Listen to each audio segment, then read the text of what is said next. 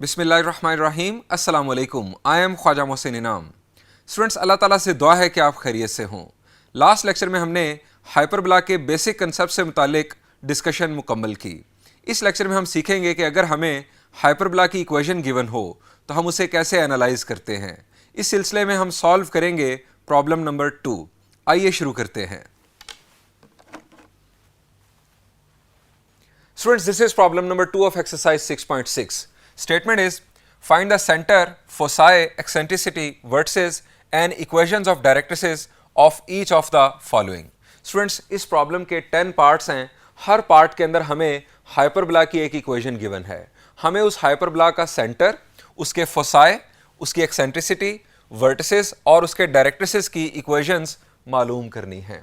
Students, जब भी आपको किसी हाइपरबोला को एनालाइज करने के लिए कहा जाए तो सबसे पहले आपने जजमेंट करनी है कि वो किस टाइप का हाइपरबोला है। उसका transverse axis parallel to x axis है या पैरेलल टू वाई एक्सिस है या कि फिर वो एक रोटेटेड हाइपरबोला है। ये जजमेंट आपने सबसे पहले परफॉर्म करनी है। स्टूडेंट्स, ये जजमेंट बहुत ही आसान है। ये जजमेंट मैंने आपको इलिप्स के लिए भी बताई थी और पैराबोला के लिए भी बताई थी।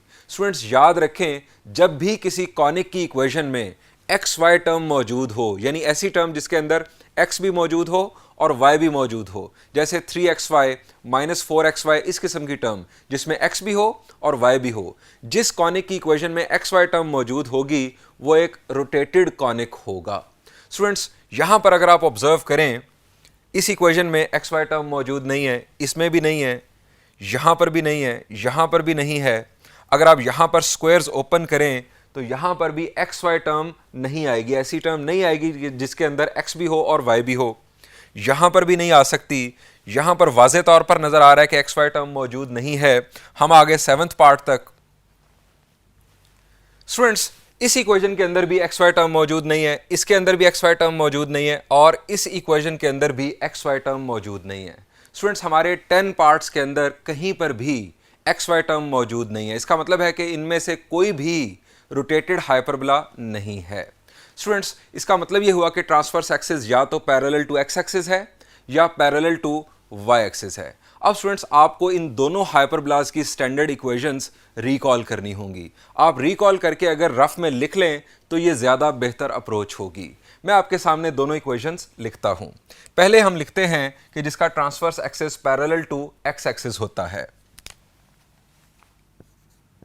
x minus h whole square over a square minus y minus k whole square over b square is equal to 1। और दूसरी तरफ y minus k whole square over a square minus x minus h whole square over b square is equal to 1। Students, पहचान क्या है, judgement कैसे है?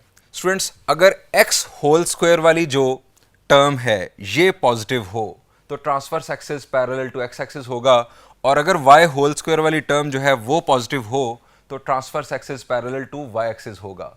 Keeping in mind कि square के अंदर x और y के जो कोएफिशिएंट्स हैं ये लाजमन 1 होने चाहिए। अब स्टूडेंट्स, हम कंपेयर करेंगे इन इक्वेशंस को इनके साथ। जिसके साथ कंपैरिजन बनेगा उससे हमें जजमेंट मिल जाएगी। स्टूडेंट्स, आप फर्स्ट वन देखें, x square minus y square is equal to 9। Students, यहां पर राइट साइड पर हमें 9 दिखाई दे रहा है। स्टूडेंट्स, 9 से अगर हम पूरी इक्वेशन को डिवाइड कर देंगे तो x square over 9 minus y square over 9 is equal to 1। X whole square वाली जो टर्म है ये वाज़े तौर पर पहले भी पॉजिटिव नजर आ रही थी, लेकिन बेहतर अप्रोच ये होती है कि आप जो है ये फॉर्म पहले बना लें। एक्स होल स्क्वायर वाली टर्म आ रही है आपके पास पॉजिटिव, इसका मतलब है कि इसका transverse axis parallel to x axis होगा। यहां पर भी आप देख सकते हैं कि एक्स होल स्क्वायर वाली जो टर्म है ये पॉजिटिव है, transverse axis parallel to x axis होगा। यहां पर ए स्क्वायर की वैल्यू 9, बी स्क्वायर की वैल्यू 9, यहां पर ए स्क्वायर की वैल्यू 4, बी स्क्वायर की वैल्यू 9।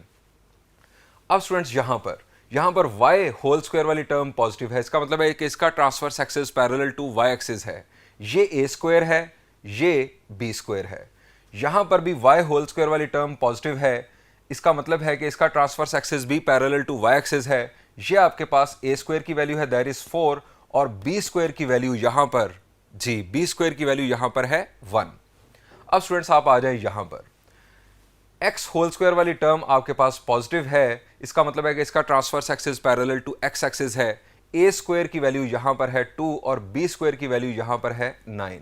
अब आप आ जाएं यहां पर, एक बात मैं फिर आपको याद करवा दूं, आपके स्क्वायर के अंदर एक्स का जो कोएफिशिएंट है ये लाजमी 1 होना चाहिए। अगर आप इनको भी लिखते, ये जो सिंपल एक्स स्क्वायर्स थे या वाई स्क्वायर्स थे, अगर आप इनको भी लिखें तो आपके पास ये बनना था x माइनस 0 होल स्क्वायर। तो x का जो कोएफिशिएंट बन रहा है वो 1 ही बन रहा है, इसको हम y माइनस 0 होल स्क्वायर लिखते हैं। सो x का और y का कोएफिशिएंट स्क्वायर के अंदर 1 होना चाहिए। अब स्टूडेंट्स यहां पर चूंकि y होल स्क्वायर वाली टर्म पॉजिटिव है, सो हमारे पास जो ट्रांसवर्स एक्सिस है वो पैरेलल टू y एक्सिस है, इसमें a स्क्वायर की वैल्यू 9 है और b स्क्वायर की वैल्यू 16 है। स्टूडेंट्स इस इक्वेशन में हमें स्क्वायर्स कंप्लीट करके इसे इनमें से किसी एक फॉर्म में कन्वर्ट करना होगा। इनफैक्ट ये किसी एक फॉर्म में ही कन्वर्ट होगी, दोनों में नहीं आप कर सकते, या तो ये इस फॉर्म में कन्वर्ट होगी या इस फॉर्म में कन्वर्ट होगी, और कन्वर्ट होने के बाद आपकी जजमेंट हो जाएगी। इसी तरह इन इक्वेशंस में भी स्क्वायर कंप्लीट करके आपको इन्हें इस फॉर्म के अंदर कन्वर्ट करना होगा, फिर आपकी जजमेंट हो जाएगी। स्टूडेंट्स यहाँ पर हम आज इलिप्स की जजमेंट भी रिकॉल कर लेते हैं ताकि हमें जो छोटा सा फर्क है इलिप्स की जजमेंट का और हाइपरबोला की जजमेंट का वो भी वाज़े तौर पर समझ आ जाए। स्टूडेंट्स इलिप्स की इक्वेशन में क्या था, इलिप्स की इक्वेशन में दरमियान में प्लस था, दरमियान में प्लस था। स्टूडेंट्स इलिप्स की इक्वेशन में मैंने आपको बताया था कि अगर एक्स होल स्क्वायर वाली टर्म में जो डिनोमिनेटर बन रहा है अगर वो ग्रेटर हो तो जो मेजर एक्सिस है इलिप्स का वो एक्स एक्सिस के पैरेलल होगा, और अगर y होल स्क्वायर वाली टर्म का डिनोमिनेटर ग्रेटर होगा तो major axis parallel to y axis होगा। वहां पर आपने डिनोमिनेटर का ग्रेटर होना देखना है, यहां पर आपने टर्म का पॉजिटिव होना देखना है। दोबारा अल्फाज सुनिए, वहां पर आपने डिनोमिनेटर का ग्रेटर होना देखना है, जिसका डिनोमिनेटर ग्रेटर होगा उसके पैरेलल, उस एक्सिस के पैरेलल आपका मेजर एक्सिस होगा। अगर x होल स्क्वायर वाली टर्म का डिनोमिनेटर ग्रेटर होगा तो major axis parallel to x axis होगा। अगर y होल स्क्वायर वाली टर्म का डिनोमिनेटर ग्रेटर होगा तो major axis parallel to y axis होगा। यहां पर आपने देखना है पॉजिटिव। अगर x होल स्क्वायर वाली टर्म जो है वो पॉजिटिव बन रही होगी तो ट्रांसवर्स एक्सिस, यहां पर हम मेजर एक्सिस को ट्रांसवर्स एक्सिस कहते हैं हाइपरबोला में, transverse axis parallel to x axis होगा। और अगर whole square y whole square वाली टर्म का y होल स्क्वायर वाली टर्म जो है वो पॉजिटिव होगी तो transverse axis parallel to y axis होगा। स्टूडेंट्स ये जजमेंट परफॉर्म करने के बाद कि आपका जो ट्रांसवर्स एक्सिस है वो पैरेलल टू x एक्सिस है या पैरेलल टू y एक्सिस है, आप एक रफ में हाइपरबोला बनाएंगे कि जिसका सेंटर ओरिजिन पर होगा। स्टूडेंट्स फर्ज करें कि जो हम प्रॉब्लम सॉल्व करने जा रहे हैं उसका transverse axis parallel to x axis है। अब उसका जो सेंटर है वो ओरिजिन पर है या नहीं है हमें इससे गर्ज नहीं, हम एक रफ में हाइपरबोला बनाएंगे कि जिसका सेंटर ओरिजिन पर हो। स्टूडेंट्स यही टेक्निक मैंने आपको इलिप्स के केस में भी बताई थी, यही टेक्निक मैंने आपको पैराबोला के केस में भी बताई थी कि आपको कंसेप्चुअली फार्मूलाज को रिकॉल करना है, आपको रट्टा नहीं मारना। स्टूडेंट्स इलिप्स और हाइपरबोला के केस में बहुत ज़्यादा मौज ये है कि इनके फार्मूलाज ऑलमोस्ट सिमिलर है, ऑलमोस्ट सिमिलर है, माइनर डिफरेंस है जो कि मैं आपको अभी बता देता हूं। स्टूडेंट्स माइनर डिफरेंस मैं अभी कुछ देर में आपको बताता हूं। आप रफ में डायग्राम बनाने के बाद फार्मूलाज किस तरह से रिकॉल करेंगे, सेंटर आपने ओरिजिन पर लिया है तो आप सेंटर लिख लें ओरिजिन 0,0। इसके बाद स्टूडेंट्स ये जो पॉइंट्स हैं, ये पॉइंट्स ये आप जानते हैं कि ये वर्टिसेस हैं। स्टूडेंट्स सेंटर से लेकर, अगर ये सेंटर है, सेंटर से लेकर वर्टेक्स तक का डिस्टेंस ये v1, ये आपके पास v2। सेंटर से लेकर वर्टेक्स तक का डिस्टेंस क्या होता है, शाबाश, इलिप्स में भी a और हाइपरबोला में भी a। सो यहां से अगर आप यहां तक a यूनिट्स आएंगे तो आप x एक्सिस पर आए तो इस पॉइंट का x कोऑर्डिनेट होगा a और y कोऑर्डिनेट चूंकि आप x एक्सिस के ऊपर हैं वो होगा 0। इसी तरह आप इधर आएंगे जब a यूनिट्स, तो इस पॉइंट का x कोऑर्डिनेट होगा -a, y कोऑर्डिनेट होगा 0। सो वर्टिसेस आपके पास आ गए +-a, 0। यही फार्मूला इलिप्स के लिए भी था। अब स्टूडेंट्स बात करते हैं दोनों फोकस की। ये आपके पास f1, ये आपके पास f2। स्टूडेंट्स सेंटर से लेकर फोकस तक का डिस्टेंस क्या होता है? शाबाश, इलिप्स में भी c था, यहां पर भी c है। आप हैं x एक्सिस के ऊपर, आप c यूनिट्स इधर गए, सो यहां पर x कोऑर्डिनेट होगा c और y कोऑर्डिनेट 0, चूंकि आप x एक्सिस के ऊपर हैं। आप लेफ्ट साइड पर आए नेगेटिव x एक्सिस के ऊपर, तो -c, 0। सो आपके जो फोकस हैं वो आ गए +-c, 0। अब स्टूडेंट्स डायरेक्ट्रिसेस की इक्वेशंस। स्टूडेंट्स डायरेक्ट्रिसेस इस सूरत में क्या है? शाबाश जी, वर्टिकल लाइंस है। वर्टिकल लाइन की इक्वेशन क्या होती है? x is equal to some constant. Students directrices की इक्वेशन के लिए आपको याद रखना है फार्मूला। स्टूडेंट्स फार्मूला है x is equal to +-a/e। ये +-a/e तो ऐसे ही रहना है। अगर आपका transverse axis parallel to x axis होगा तो x is equal to +-a/e, और अगर transverse axis parallel to y axis होगा तो उस सूरत में y is equal to +-a/e। और स्टूडेंट्स एग्जैक्टली यही फार्मूलाज थे वहां पर भी, यानी इलिप्स में भी।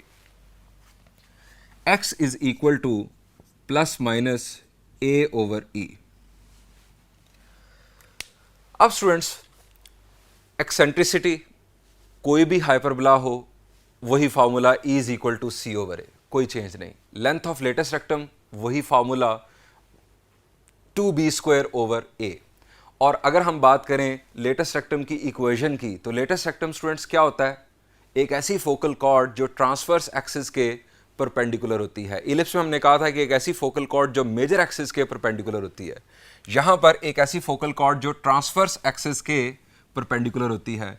स्टूडेंट्स फोकस से ये लेटेस्ट रेक्टम पास करता है, यहां होगी ये वर्टिकल लाइन। अब फोकस के अंदर हमारा जो x कोऑर्डिनेट है वो या तो c है या -c है। सो लेटेस्ट रेक्टम की इक्वेशन बनेगी x इज इक्वल टू, दोनों लेटेस्ट रेक्टम की इक्वेशन आपको बता रहा हूं, x is equal to +-c। ये लेटेस्ट रेक्टम की इक्वेशन होगी, यहां पर हम लिख लेते हैं।